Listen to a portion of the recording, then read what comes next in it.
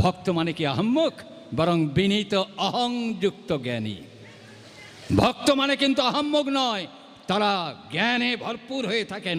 ভক্ত মানে মহাজ্ঞানী, মহাজ্ঞানী ছাড়া ভক্ত হতে পারে না।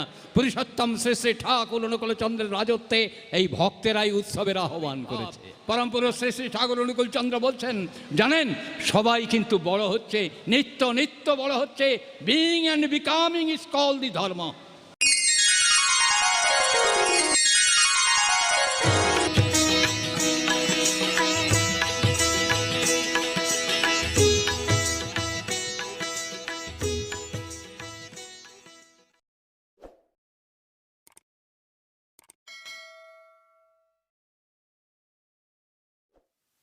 বন্দে জীবন জীবনম সৎপুরুষম, বন্দেহম শ্রী শ্রী ঠাকুর অনুকূল চন্দ্রম।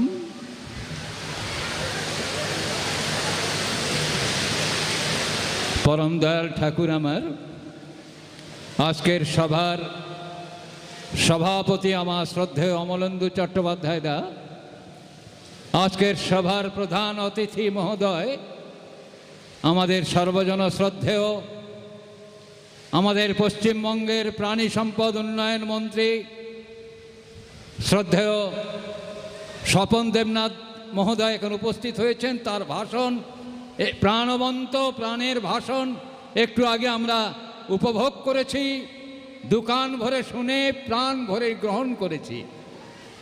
এই বর্ধমান কেন্দ্রের মাননীয় এমএলএ মহোদয় নিশীথ মালিক মহোদয়, তিনি একটু আগে তাঁর অভিভাষণ রেখেছেন।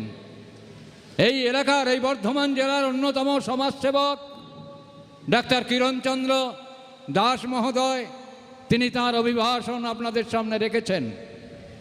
একটা কথা মনে পড়ে, আজকের এই বৃষ্টি ঝড়ের মধ্যে রবীন্দ্রনাথ ভারী সুন্দর করে বলছেন, ঝড়ের রাতে তোমার অভিসার, প্রাণ সখা তুমি যে আমার।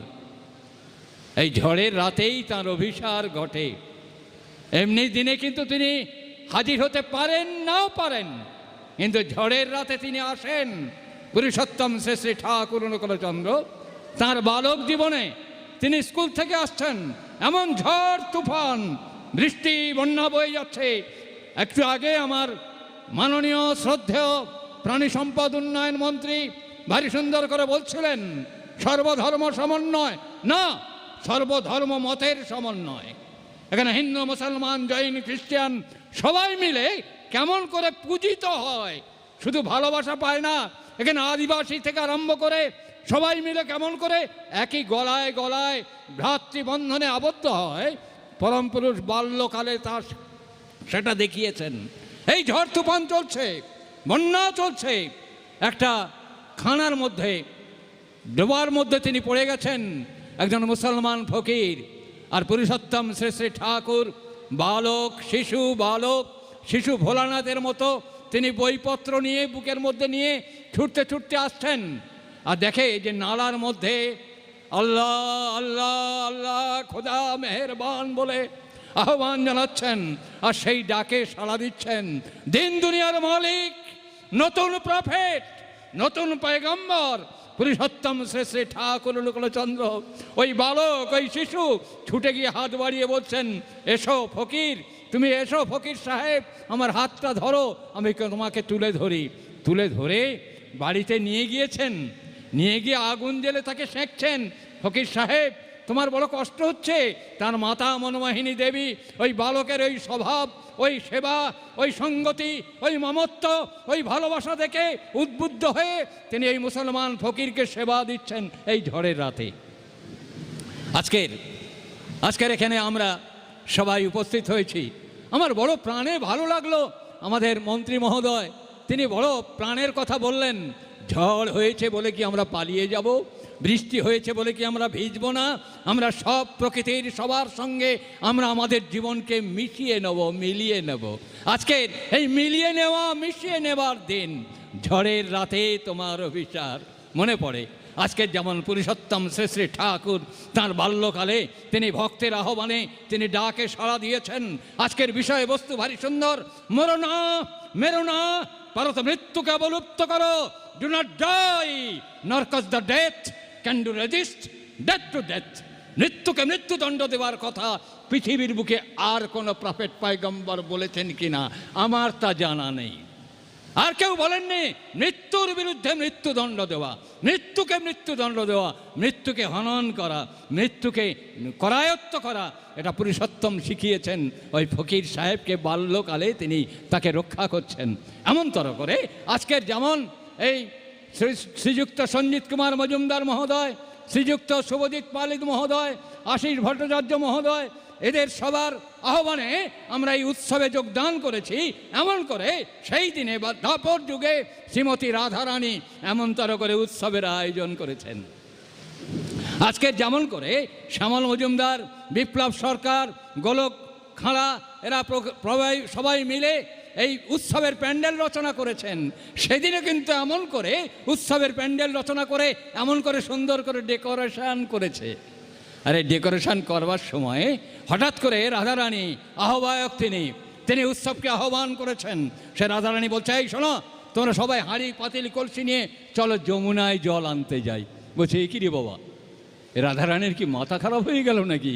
তা না, ভক্ত মানে কি আহম্মক, বরং বিনীত অহংযুক্ত জ্ঞানী।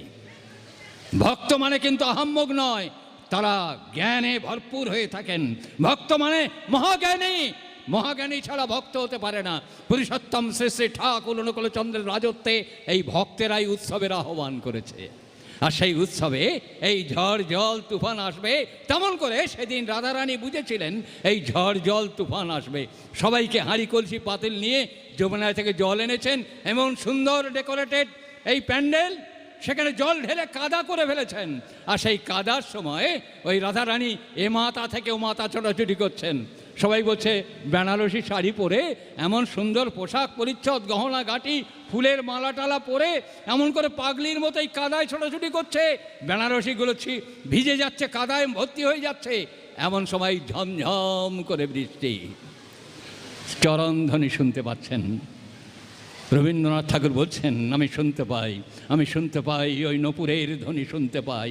সুরের গুরু দাও দাও দাও গো সুরের দীক্ষা, মোরা সুরের কাঙাল এই আমাদের ভিক্ষা। তোমার সুরে ভরিয়ে নিয়ে চিত্ত, যাব যাব যাব যেথায় বেসুর বাজে নিত্য। এই বেসুর বাজছে, সেই জন্যই কিন্তু তার ভক্তের এখানে উপস্থিত হয়েছেন এই মঞ্চে বসে। ওই মন্ত্রী মহোদয় আমাদেরকে বলতে পারছেন যে আমরা বৃষ্টি হয়েছে বলে কি ভয়েতে পালিয়ে যাব, বৃষ্টির সঙ্গে আমরা মিলে মিশে একাকার হয়ে যাব। ওই রাধারানী প্র্যাকটিস করছেন। এমন সময় ওই চরণের ধ্বনি শুনতে পেয়েছেন, বাঁশির ধ্বনি শুনতে পেয়েছেন, ছোটা আরম্ভ করেছেন। ছুটতে ছুটতে এক হাঁটু কাদা তো বাবলা কাটা পায়ে ফুটে গিয়েছে, আহ করে উঠেছে যন্ত্রণায়, ছটফট করে উঠেছেন, তবু ছোটা বন্ধ করছেন না। অনেক গুরু ভাইরা গিয়ে বলছে, রাধারানী পাটা দাও, কাঁটাটা বের করি। বার করতে গিয়েও বার করতে দিলেন না। কেন দিলেন না গো, কেন দিলেন না? ওই কাঁটা অবস্থায় গিয়েছেন। ব্যথাহারী ভগবান শ্রীকৃষ্ণ, তিনি সঙ্গে সঙ্গে তার কোনো জায়গায় দৃষ্টি নেই, তিনি এই চরণ দুখানার দিকে লক্ষ্য আছে।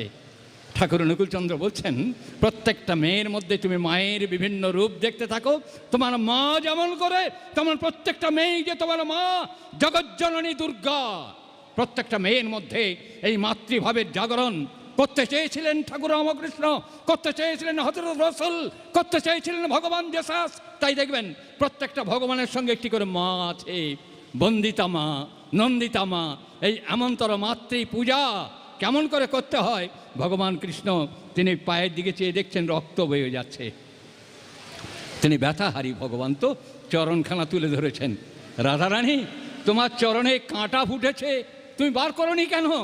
কি উত্তরটা দিয়েছিলেন জানেন? বড় প্রেমের উত্তর, বড় ভালোবাসার উত্তর, বড় মর্মান্তিক উত্তর। তার একটুখানি উত্তর আমরা এই স্বপনদার কাছ থেকে আমি দাদা বলে আহ্বান করি। কেন আহ্বান করছি জানেন? পরমপুরুষ শ্রী শ্রী ঠাকুর অনুকূলচন্দ্র, তাঁর দরবারে জিজ্ঞাসা করা হলো, ঠাকুর আপনি সবাইকে দাদা কন কে?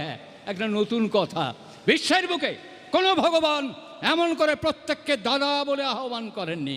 ঠাকুর বলছেন দাদা কারে কয়? দাদা বলছে দাদা কয় যিনি বড়। বলছে আচ্ছা কে কতটা বড় হয়েছে আপনি কি মাপতে পারেন? নিত্য নিয়মিত বেড়ে চলেছে প্রত্যেকটা মানুষ। ওই যে টুডু মহোদয়, তিনি এখানে এসেছেন, তিনি একজন বিখ্যাত ব্যক্তিত্ব, তিনি যে কত বড় হয়ে গেছেন কিছু মনে করবেন না। তাদের সম্প্রদায়ের মানুষ কোন জায়গা থেকে আজকে তিনি এখানে এই মঞ্চে এসে আমাদের সবার কাছে সম্বর্ধনা গ্রহণ করছেন, এই বড় হয়ে উঠছে। এই বড় করার জন্যে পুরুষোত্তমের আবির্ভাব। পরম পুরুষ শ্রী শ্রী ঠাকুর অনুকূলচন্দ্র বলছেন জানেন সবাই কিন্তু বড় হচ্ছে, নিত্য নিত্য বড় হচ্ছে। Being and becoming is called the dharma. বাঁচা এবং বাড়াই হচ্ছে ধর্ম। তাই স্বপন দাদা বলে বলি, উনি দাদাই নিত্য বৃদ্ধি প্রাপ্ত হচ্ছেন, আপনারাও নিত্য বৃদ্ধি প্রাপ্ত হচ্ছেন। এই কাঁটা বের করে দিয়েছেন, কাঁটা বের করে ব্যথাহারি ভগবান ব্যথা দূর করছেন। ওই পুরুষোত্তম শ্রী শ্রী ঠাকুর অনুকূলচন্দ্রের বিবর্তনী ছন্দে বিবর্তনের ধারাবে ঠাকুর অনুকূলচন্দ্র এসে বলছেন অসীম পথে চলার কালে কত কাঁটা ফুটবে পায়, নিববে কত আশার বাতি, মাঝে মাঝে নিরাশ বায়, ঝরবে আঁখি বিদায় দিতে সাধের কত প্রিয়জনে, তবুও পথে চলতে হবে বেঁধে নিয়ে আপন মনে। সেই কাদায় চলা প্র্যাকটিসটা রাধারানী করেছিল। আমার এই গুরু ভাইয়েরা, আমার কল্যাণময় মাতৃমণ্ডলী, তারা আমার গ্রামের মানুষ, দেশের মানুষ, প্রাণের মানুষ, মাটির মানুষ। তারা এই কাদা মাটি সবার সঙ্গে মিলে মিশে পুরুষোত্তমের জয়ধ্বনি দিতে দিতে পুরুষোত্তম প্রতিষ্ঠা যজ্ঞে এই যে মহা মহোৎসব এ ব্যর্থ হবে না। ঠাকুর বলছেন সৎ যদি হয় সঙ্গ তোমার, ভাব যদি হয় মহান উচ্চ, বিশ্বের দ্বারে সাধনা তোমার হবে না ব্যর্থ, হবে না তুচ্ছ। আমি মহামান্য মাননীয় পশ্চিমবঙ্গ সরকারের পক্ষ থেকে এখানে মন্ত্রী মহোদয়, এমএলএ মহোদয় এসেছেন। এখানে সম্মানীয় আমাদের সর্বজন শ্রদ্ধেয়া মাননীয় মুখ্যমন্ত্রী, তিনি আমাদের কাছে শুভেচ্ছা বার্তা পাঠিয়েছেন সম্পাদকের অ্যাড্রেস করে। আমাদের মাননীয় এমপি মহোদয়, আমাদের অভিষেক বন্দ্যোপাধ্যায়, তিনি শুভেচ্ছা বার্তা পাঠিয়েছেন। আরও বহু গণ্যমান্য ব্যক্তিত্বরা, বহু ভাইস চ্যান্সেলর থেকে আরম্ভ করে আমাদের সম্মানীয় সম্পাদকের উদ্দেশ্যে টেলিগ্রাম করেছেন, বিভিন্ন চিঠিপত্র দিয়ে শুভেচ্ছা বার্তা পাঠিয়েছেন। সম্ভব হলে কালকে দু একটা শুভেচ্ছা বার্তা আমি পাঠ করে দেবো আপনাদের কাছে, আগামীকাল সেটা দিন রইল। আজকের এই মহোৎসবে আমি খুব আমার প্রাণের অন্তরের অন্তঃস্থল থেকে আমি আমার শ্রদ্ধা নিবেদন করছি মহামান্য মন্ত্রী মহোদয়ের উদ্দেশ্যে, মহামান্য এমএলএ মহোদয়ের উদ্দেশ্যে। আজকের সভার সভাপতি আমার প্রাণের মানুষ, ভক্ত মানুষ, সাধক মানুষ, মহাজ্ঞানী ব্যক্তিত্ব। দেখলে কিন্তু এদের বোঝা যায় না এরা মহান সাধু সজ্জন ব্যক্তি। সাধুরা এরা পোশাক পরেননি, এরা মানুষের মতো সেজে মানুষের মাঝে তারা জীবন্ত সাধু। তাদের আচার আচরণ, চলন চরিত্র, বাক্য ব্যবহারের মধ্যে ফুটে উঠেছে ওরা কত বড় মহত্তম সিদ্ধ তাপস। অমলেন্দু চট্টোপাধ্যায় এই সভায় সভাপতির আসন অলঙ্কৃত করেছেন। এখানে যারা উপস্থিত আছেন এরা দিকপাল ব্যক্তিত্ব। আমি সবার উদ্দেশ্যে আমার প্রিয় পরমের রাতুল চরণ প্রান্তে প্রার্থনা জানাই, হিন্দু মুসলমান জৈন খ্রিস্টান সবাই মিলে এই সভাসদ মণ্ডলী সবাই জীবনে জীবন্ত হয়ে উঠুন, প্রাণবন্ত হয়ে উঠুন, শতবর্ষ পরমায়ু নিয়ে মানুষের মাঝখানে মানুষের সেবা দিক, সর্বজন মঙ্গল কামনায় আত্মাহুতি দিয়ে আত্মশুদ্ধ হয়ে আত্মবুদ্ধত্ব প্রাপ্ত হোক, এই প্রার্থনা আমি জানিয়ে আমি এখানে আলোচনা শেষ করছি। জয় গুরু, বন্দে পুরুষোত্তমম।